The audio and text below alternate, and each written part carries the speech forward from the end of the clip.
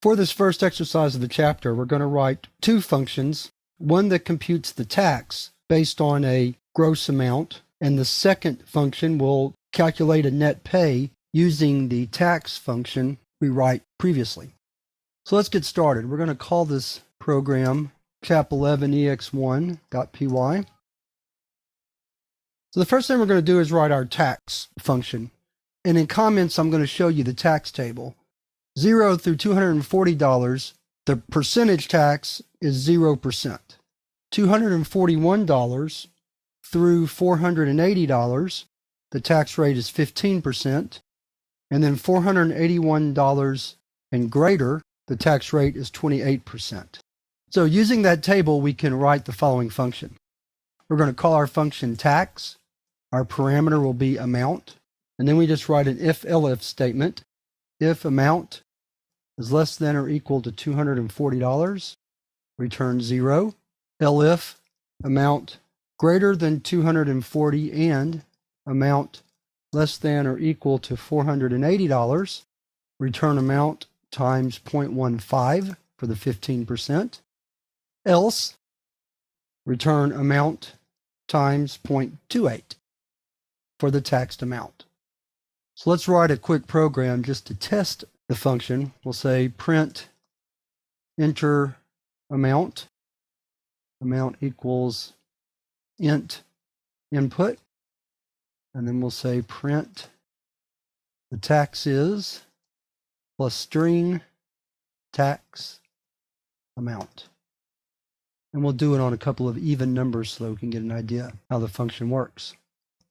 So chap11ex1.py. So we have an error. Very good. Let's take a look. Line 15. Usually when an error like this occurs, it's usually because you didn't close all your parentheses, just like that. And again, I leave these errors in because you're going to be making the same types of mistakes. So it helps to be able to see how I fix them to aid you in your debugging efforts. So let's run it again. There it is. So we'll say the amount is 100 and the tax is 0. Run it again. Let's say the amount is 300 and the tax is 45. That's 15%. That's right. Let's run it one more time. 1,000 and the tax is $280. That's 28%. So that's right. So let's go back to our program. Now we're ready to add the net pay function. So for net pay, our parameter will be the gross pay, and we'll simply return the gross pay minus the amount they were taxed on the gross pay. We're not taking into consideration any other sort of deductions or anything. Net is based strictly on how much you're taxed. Let's write a new program. I'll leave this one in. And we'll say print enter gross pay. We'll call it GP is equal to int input. And then we'll say print net pay is plus net pay. We're going to make that a string. That time we have the right number of parentheses. So let's exit and save. Let's clear the screen.